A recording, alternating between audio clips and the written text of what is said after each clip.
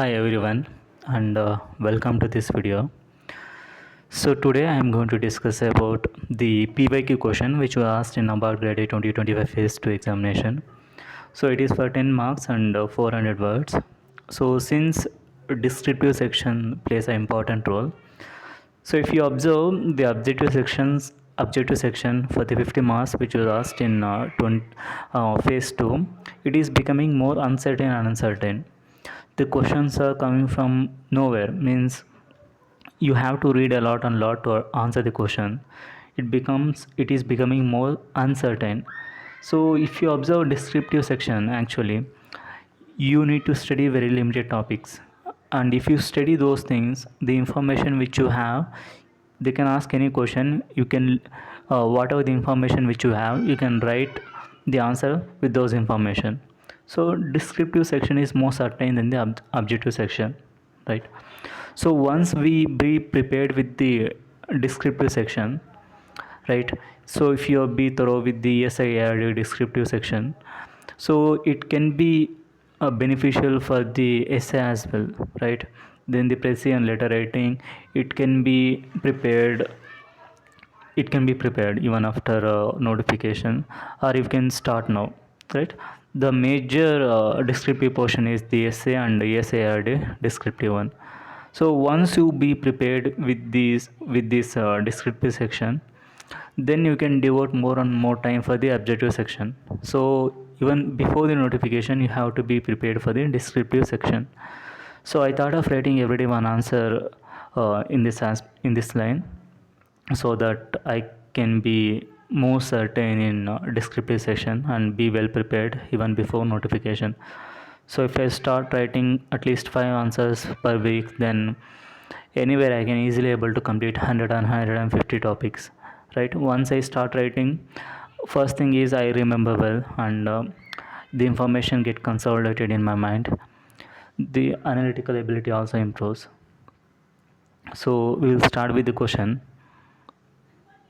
The question is, discuss the challenges, opportunities and policy measures related to labor migration in India. So here you need to understand the labor migration in India is a keyword, right? They're asking about labor migration in India, right? So first understand, labor migration means it not only involves the unskilled manual labor, it also involves the skilled work. Both are called labors, mental labor and physical labor, right? So here in introduction, you since you identified a keyword called labor migration in India, you have to give an introduction. You have to write something about labor migration. I have written, labor migration refers to movement of people across regions in search of employment opportunities. In Indian context, in 2025, around 200 million labor migrants are present in India across different sectors. In India, rural to urban migration, which mainly led by men, in prominently observed. The thing is that first thing is I address the what actually means labor migration, and second, what is the present status of labor migrants in India, right? With facts I mentioned. Then the question was direct, and there is no twist in the question. They are asking about challenges, opportunities and policy measures. So first you have to take one by one, right? You have to answer the question with three subheadings: challenges, opportunities and policy measures. First, opportunities. So in opportunities, if you see, first thing is, what are the positive impact of labor migration, right? What exactly happening? First thing is economic development, right? uh, Once people are moving from the urban to rural areas, means labor supply is increasing in the urban areas, which is essential for the construction, manufacturing, other service sector, which in turn helps in economic growth, and also it helps in increasing employment indicators as well. Means people are getting employed, as well as uh, overall economic growth also get increased. Second one is the gig economy, which was dominant in the urban sectors like Rapido, Uber, Portal, etc. which provides an opportunity for the people to earn even with low skills, right? Presently, how much? 2.5 crore workers are there in gig economy. So this was one of the factors. Gig economy provides an opportunity for the labor migrants, right? So first thing is employment is happening in the gig economy. Second thing is once gig economy thrives, overall national economic growth also increases, right? The third factor is remittance. Since the international migration was predominant, the money earned in the foreign countries is sent back to the domestic country, India, right? So it helps in consumption of the people, and it also transforms the rural economy because they have more money. With that money they can start in startups with the money, and they have a money for the working capital for the consumption as well. Once consumption increases, demand for the goods and services increases, economy eventually grows. This is how remittance is gradually transforming the Indian economy. So I mentioned presently 135 billion was international remittance into India in 2025. Right. Fourth one is MSME. MSME is a major informal sector, right? So the migrant people in the urban areas actually acts as a cheap labor to these MSME sectors. Once it thrives, overall economic growth has thrives, and also people are getting employment, right? Fifth one, since we have a more youth, means since we have a more demographic dividend, we are in that opportunity. So the working age population between 15 to 64 is more in India presently. It will it will be there till 2055, right? So once these young population which are migrating to the urban areas, they can get better skilled jobs and in the urban areas.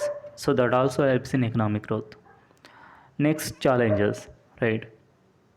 So I mentioned 5 points for the each subheading, and in challenges, yeah, the informal employment. The migrants who are migrating to the other regions, they are getting employed in the informal sectors.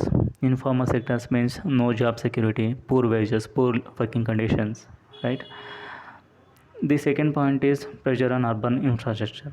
Urban infrastructure. More and more people are migrating to the urban areas, leading to development of slums, congestions, and issues like shortage of water supply, electricity, the housing factors. The third point is discrimination. Often workers are discriminated based on language, ethnicity, gender, sexual harassment, right? In, I think you might have seen the in the Tamil Nadu as well. In many states, the conflicts will happen because of the language. People are migrated from the other state, right? Local people may oppose in some of the sectors. The fourth one is labor migration. Yeah, labor migration is skewedly benefited the men, right? It was dominated by the male. Women are migrating largely because of the other regions called marriage or other etc. So what exactly happening? The human participation, women economic participation is very less. So what is exactly happening?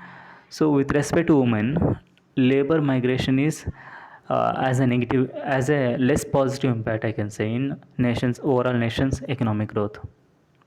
So other challenges include less labor availability for the agriculture sector, then exploitation of work by middlemen, sexual harassment, then the full PDS benefits are not getting by the labor migrants, right? Around 25% of the labor migrants are benefited, means remaining 70% are not benefited from PDS. So what are the government measures to govern labor migrants, right? I have mentioned again 5 points here. You can read all those things which I typed here. Then one nation one ration card, then the e-shram portal, then the PM Awas Yojana, then the interstate migrant workman act, then the skill India mission. So these are the measures which was taken by the government to govern the labor migrants and to ensure that labor migration have a positive impact on overall economy as well as individual welfare. So in the conclusion, what I concluded means labor migration should happen not because of the agrarian distress or the uneven regional development. It should be based upon some of the factors like industrialization and employment opportunities. Then it will have a positive impact on Indian economy. Hence, government should take the balanced approach, ensuring social security, improving urban governance, and promote economic growth through labor migration. So this was the conclusion. So overall it contains around 390 words and for the 10 marks. So since this was my first answer, the thing is that I was not concerned about the quality of the answer. The thing is, I was started writing, I was started with my first answer. So for the next 7 or 10 answer I should not be concerned about the quality, but the thing is that I have to maintain consistency, right? Once consistency comes, the quality automatically improves. So this PDF was uploaded in my Telegram channel, and yeah, thanks for the listening.